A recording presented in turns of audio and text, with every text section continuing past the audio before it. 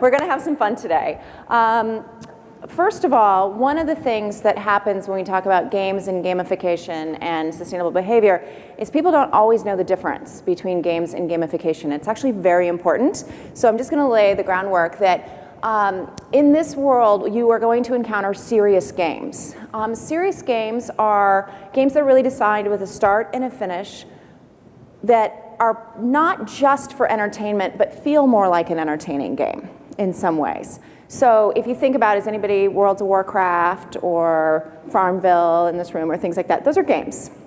Serious games would be taking those kind of principles, but trying to teach people something, education principles, etc. Gamification is about taking game mechanics or game dynamics and applying it to a real life situation, not a game. So it's using game mechanics, but in sort of real life. So let me give you an example. So a serious game would be the Piggy Bank Adventure. And this is a game to help teach financial literacy. And so it's got a serious purpose, but it's a very fun game. This is Bobber. Bobber is a platform to help people change their spending behaviors and habits that ties into banking and credit cards and does game elements. But that doesn't look fun, does it? That's sort of a technology thing that has all of this behind it. So, and one of the things that I think people don't necessarily understand is what are game mechanics? What are some of those things? So I want you all to think back to grade school, probably, maybe junior high. How many were in the Girl Scouts or Boy Scouts? Yeah. Were there levels that you were trying to earn? Yeah. Were there points that you got as you were trying to make your way to a recognition or a status? Yeah. Did you get something if you managed to make a quilt or complete a hike? Yeah. Was there a top level achievement that most people couldn't make in those organizations? That would be Eagle Scout. Think about the military. Levels, recognition, badges, awards, medals, all those are game elements, and those are game dynamics that have been applied to real life. So let's bring it into our own industry for a second. So Planet Green, National Geographic partnered with a not-for-profit organization to create this fun online game to practice urban planning around green design called Greenville. That's a serious game. This might make a lot of people in this room laugh. What's LEAD? LEAD is a real-life thing that uses game mechanics to change behavior that's had a transformative effect on an industry. If you think about this, it's points that you earn for taking actions. It's a leveling scale to understand where you are. It's recognition when you earn status in the game. What do you get to put in your lobby? This really kind of cool looking plaque that tells you how you did, that confers status to that building owner and occupant. Has a community risen up around LEAD where you're sharing best practices and competing and collaborating? Yeah. So LEAD is actually a system that used game elements, and people don't think about that as a game. One of the favorite examples I heard at a gamification conference last year is the speaker asked the question, what's the largest social game in the world? Any ideas? Yeah. Lent. So you're giving things up, you're getting status, recognition, rewards, community. I was like, that's an interesting way to think about it. All right. Lent. Lent. Set time, recognition, yeah. It might be, Ramadan could be bigger. The question is, how much is there a status conferred, for doing things? And so I thought it was pretty funny. So how can fun and games be used to influence sustainable choices, particularly sustainable choices that people are making? And one of the language things that I work on in my interactive industry is to stop calling users users and to call them people, because that's what they are. And they have habits and behaviors, and when you call them people, you begin to think of them not as this monolithic group of digital bytes that you're trying to influence, but actually human beings on the other end. I would say, based on this conference, I would encourage the same language change around tenant engagement and occupant engagement. This is people, and when people are hard to change. So how can you do this? Well, here's your problem. This is a recent survey about sustainability education and asking companies whether they had a sustainability education program. First of all, we called it in education. That's okay, except for that conveys sort of one-way learning, potentially. It's not engagement. And education is the first step to behavior change, but it does not in itself change the behavior. Are you happy with it? So 56% had one, 40% no. Are you happy with it? 2.2. You know, and these are some of the best companies in the world. People are not happy with what exists. And I'm going to bet the same thing exists in this industry. You are not happy with your choices that you have to engage the people that occupy your buildings. Are you planning to start one? About half that don't have it are planning to start. So this is huge. There is enormous interest in there, but a lot is dissatisfaction. Is this stuff fun? A book, green guide, a poster as you're walking through the office that says green your office, recycle. It's there, it's not that fun. Is this effective? A million ways to go green. How does that help a person determine where to start? Think green. What the heck does that mean? You know? So a lot of what we're spending time and money, and these are actual signs that we've taken pictures of in lobbies that we've been in. You know, a lot of what we're doing is not fun at all, but more importantly, it's not effective. And if we're spending money and resources and time on signs, let's have them work. So what I decided to tackle was this challenge of how do we inspire people to make healthier, sustainable choices. And I'm going to pause for a minute and tell you my personal story, because I did not come at this at all from the sustainability world to start. I've spent 15 years in digital media and marketing, on the web, back launching broadband cable modems. That sort of says how old I am and also how early I got in. And I was with the New York Times for 9 years. I've done some startups as well. I most recently was the head of a 6 million unique people site, Boston.com, which is the division of the New York Times. I ended up with a sick child. So I had a 20-month-old who ate a cashew, came this close to dying. And when he was tested, he had massive food allergies, but also some environmental allergies, high lead levels due to a construction project next to our condo. You know, and just all of a sudden went from being this educated marketer to being what Paul Hawken, I think, describes many of us as ecological illiterates, because I had no clue what was in our food, in our personal products, in our home, in our air, et cetera. But because I was an early online person, and this was back in '05, I had started blogging. And so I decided to start blogging about the changes we were making in our life as we were reading these labels and changing our food and doing all of this. And I became one of the early Green Mom bloggers. By the way, if you don't know the Green Mom bloggers, get to know them, especially if they're in the communities. They are a force to be reckoned with, and they are powerful allies if they're on your side. And if they aren't, they can make your life miserable. So take that from someone who knows most of them. And as I was blogging just about the personal changes, what I was blogging about is how hard it was. It is not easy to be green. That's a bunch of baloney.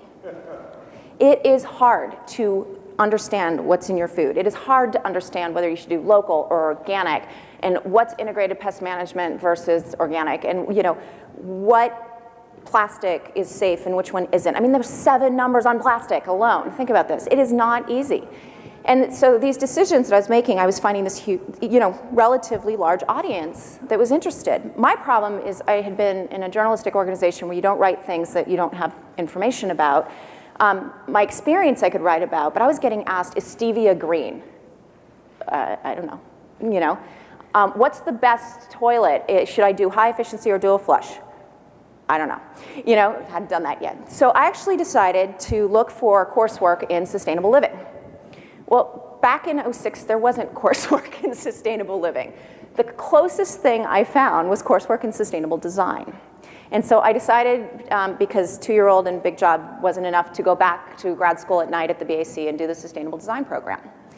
And so sustainable design was actually my entree into this crazy business I'm running now, because my 3rd course was advanced performance buildings. And that course, one of the major things they focused on was the LEED system for green building.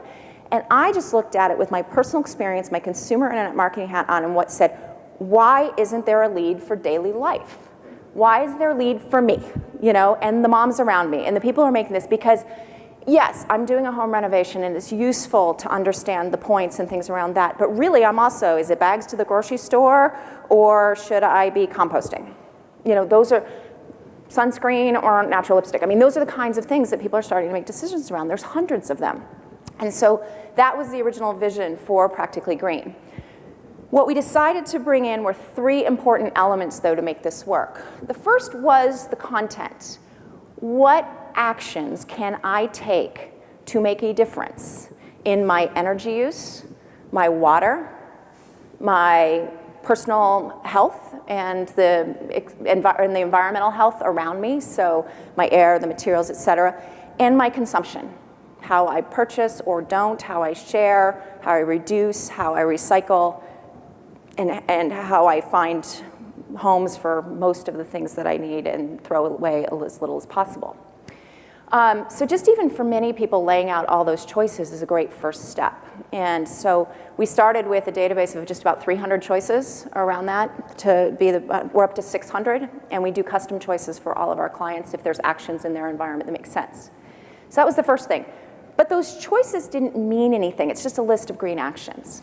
What we needed was a framework, and LEAD was the inspiration for, okay, let's figure out the points associated with each of these actions and base that on the LCAs around energy and water and environmental health.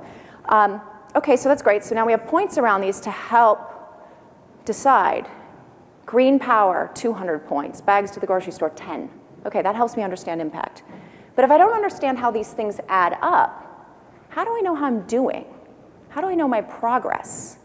So we created a leveling system, just like karate or the military or the Girl Scouts, but it's barely green to superbly green, but it's fun, but it is based on impact. And to be superbly green is really hard.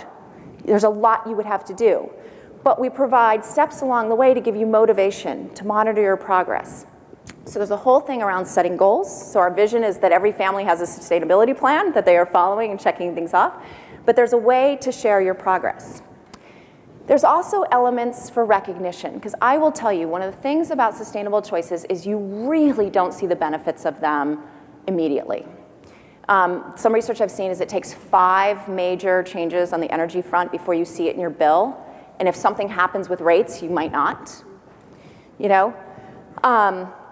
Environmental health changes, you just kind of hope that's going to potentially stave off some of the things. Now, I have a child who, obviously, I've seen some short-term benefits, you know, reduced asthma attacks, things like that, but not every family has that situation. So a lot of this is on faith.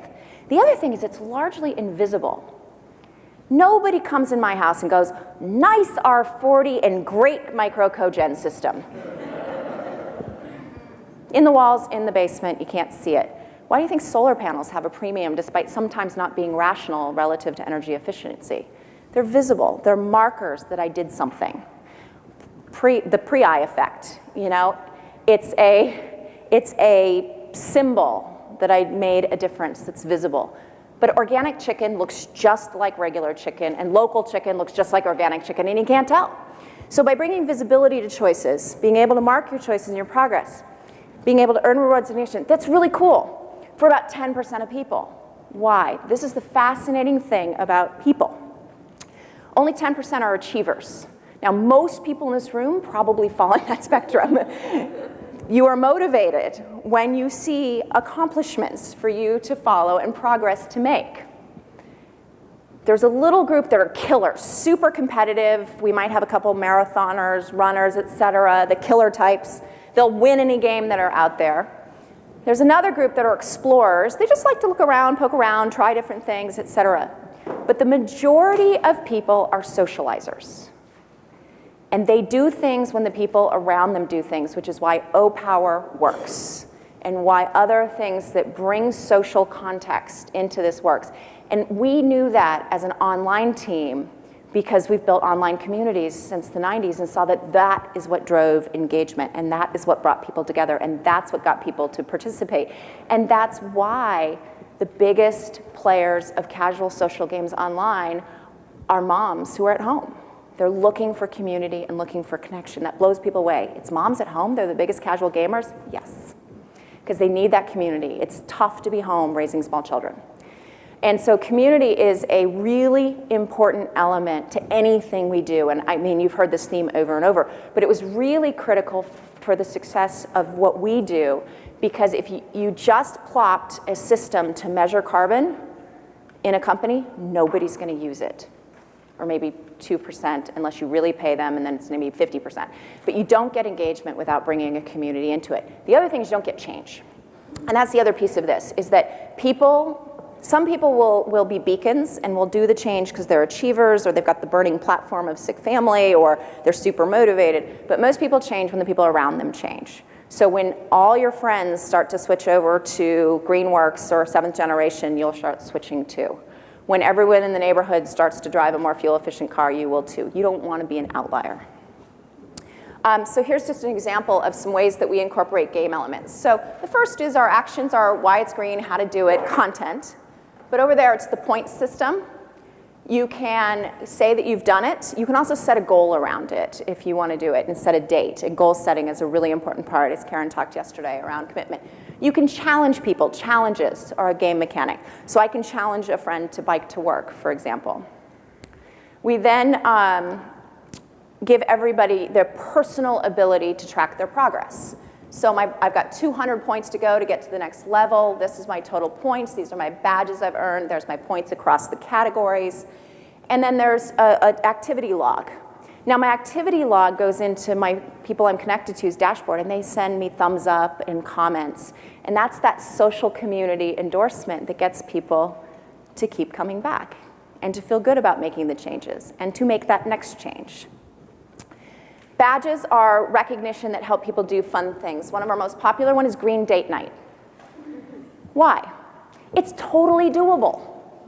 You can find a sustainable, local, farm-to-table, Dine Green certified, whatever restaurant. You can walk or bike there. You can order local beer, eco-friendly wine, and it's fun, and it's learning. Does it have a massive environmental impact? No. Does it create mindfulness? Does it drive change? Does it start you thinking?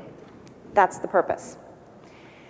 So the next thing, so that was kind of the original vision. Bring people in, have their friends come in, have people be able to compare, share, contrast, and we got this very vibrant, growing community online. We did it for free. And then companies started calling, and they said, could you come do employee engagement for us? And I went, why? So, what? I did not necessarily see that this was a big interest in corporates. I understood the person side of it, but what was going on? And they were companies that were leaders in sustainability, like Enernoc, which is a demand management company, in 7th generation. I said, what's happening? They said, everything we've tried doesn't work, and we love what you're doing. But we want our employees to be able to share and compare. We want to see how our group is doing. We want to be able to group people in subgroups. So about 8 months ago, we launched our first employee engagement. We now have 15 companies. They range in size from 7th generation to NBC Universal using the platform. It's just taken off in many ways beyond our wildest dreams. And the best part about it is, guess which groups have the most influence on the community? Coworkers. Coworkers are the most influential on changing other people's behavior, more influential than friends, definitely more influential than neighbors, and more influential than strangers, but that doesn't surprise me. But yeah, people change when their colleagues change. Why? We didn't know. We started to do some just primary research with users around it, and what we found is that when you were playing with friends and neighbors, there's still a hesitancy to refer or suggest that somebody change their behavior around green. Because there's still that, I don't want to be seen as a hippie. I don't want to be seen as pushing my values on someone that doesn't share them. I don't want to be seen as judgmental. So there's this, I'll bring people in if it's safe, but I'm not going to bring and share it widely. In our work environment, that disappears. Why? The company has said you need to do this. And so there's that endorsement that this is important. And this ties to the company goals, and it's about job. I think the other thing that's underneath it, although we have to do more research around this, is I think the other piece is that you are expected to conform at work to a culture and participate and be part of something. And so if sustainability is one of those things, you're more open to it. And I can't tell you, we have a lot of folks, we were nervous going into an environment because we figured People who come to us are self-selecting. And so they're going to be the seekers and the actives in the green spectrum.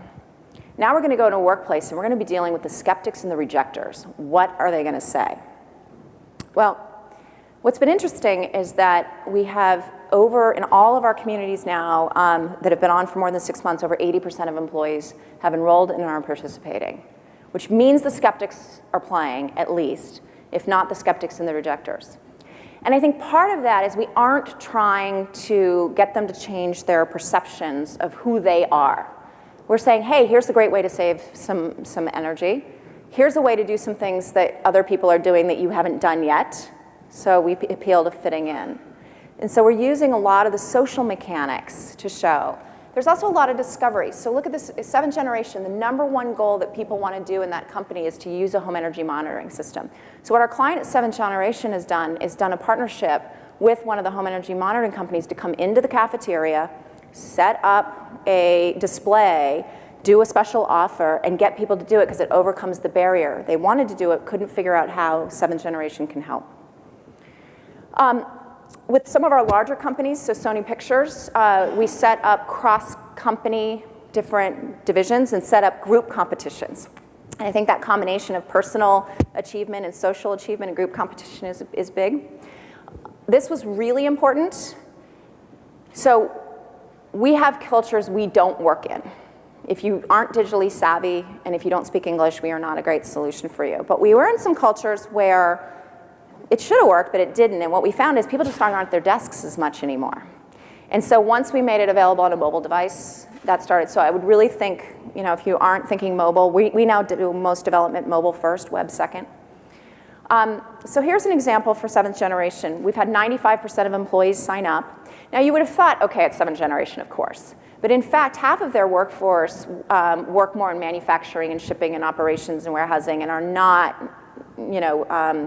sort of what you would think of as 7th generation minded. So they were thrilled with this. Every month, we've got more than 50% of people coming in and taking some sort of action. They've had over 8,200 actions taken to date. Their big effort was around water and saving water. And so far, there's been about 316,000 gallons of water saved. But what's been fun is that they really tied it into an existing program they already had. So the platform just sort of brought that program online. They didn't have to throw it away. We just integrated in. But at launch, they did a partnership with Preserve, which was fun, to put a recycled plastic toothbrush on everybody's chair and said, go in and check off, switch to a recycled plastic toothbrush as the first thing to come in. And then the Appreciate Water badge was the first big initiative. And what they did is everybody who earned that badge digitally also got a little sticker for their cube. And it became this sort of thing that if you didn't have one, you were sort of a loser. And so these stickers started to pop up everywhere. And that in itself became kind of a currency. And what the 7th generation team has really loved is we really were able to just bring all of what they already had into something that was measurable, trackable, reportable, but also a platform that could then launch new and ongoing initiatives. And so it's been really fun to work with them.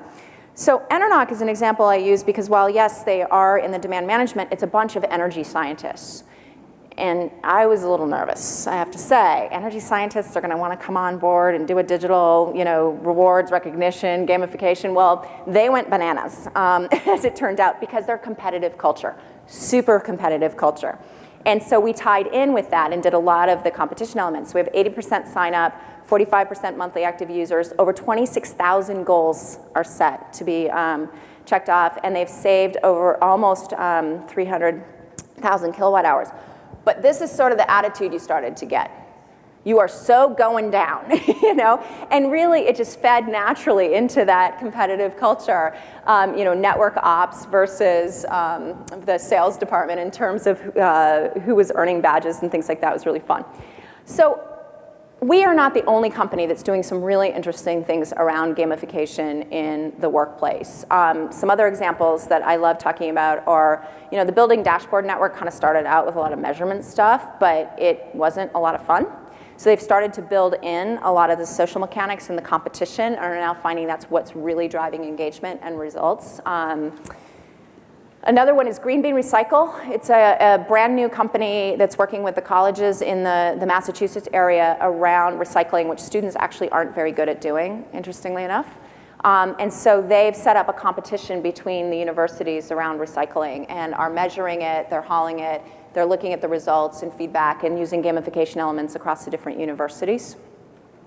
Zimride is another interesting one where there's actually a financial reward associated with carpooling. You actually make money when you give somebody a seat in your car. It's a little bit like Airbnb for carpooling. But they also have set up, status points around great rider, who are great drivers, who's fun to be with, different elements around this to be able to connect people in private networks, colleges, et cetera, for rides and ride sharing. And yes, part of it is a financial incentive for doing this, but they're sharing, but there is a whole status and recognition elements that they've built in. So the things that I wanted to end with are kind of more of discussion. We've shied away from people engagement in buildings, or what you're calling occupant or tenant engagement as a company. And the reason for it is that, well, let me say that we have shied away where it isn't one company in a building. Because we aren't convinced that buildings are social networks. And this only works in social networks.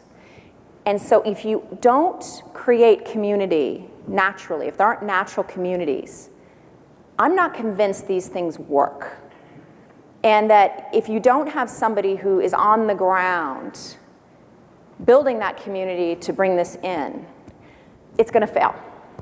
Now, I think there's really interesting, I think companies that have, so if this is Google and they're in a building and you happen to own Google, you approach Google and have them do this, that's going to work. But like I work at One Cambridge Center. I couldn't tell you who's on the 7th floor. We're on the 6th floor. I couldn't tell you on the 5th floor, and frankly, I don't care. And I'm sure Boston Properties is bummed out about that because I'm sure they have, climate commitments and they're wanting us to recycle and do all that. We just are not connected to the other people in our buildings. Something like this doesn't work without a social network to be part of it. And so I think the first thing that has to happen is if we're wanting to engage, is we have to create and build community. And these tools fit better and work better in existing communities of trust, as opposed to trying to use the tool to create community. That can happen, but it's a weaker bond than when you go into the communities that already exist. So that's been something that I think, as you're thinking about gamification, I think green and gamification was considered one of the hot topics for 2012 by Green Biz and things like that. But you've got to think really carefully about how you use it and how you do it and what the relationship is between who you're trying to engage and who stands between. I found the retailer industry conversation that was had yesterday fascinating on this front because I think you've got so many different players. There is an engagement strategy to be had there, but it's probably through the employers more so than the building owners. The other thing is that I think we all probably have some cautionary tales and success stories around gamification, where it's worked, and things like that. I will share one cautionary tale, and then I'd love to hear from others. So when the rewards programs that you set up reflect a lot on your culture. And there have been some programs that encourage people to take green actions, to go get Friskies and Coca-Cola and, consume different things. So it's all well-meaning, trying to get people to change their behavior. But the rewards actually incent the exact opposite behavior, and there's a massive disconnect.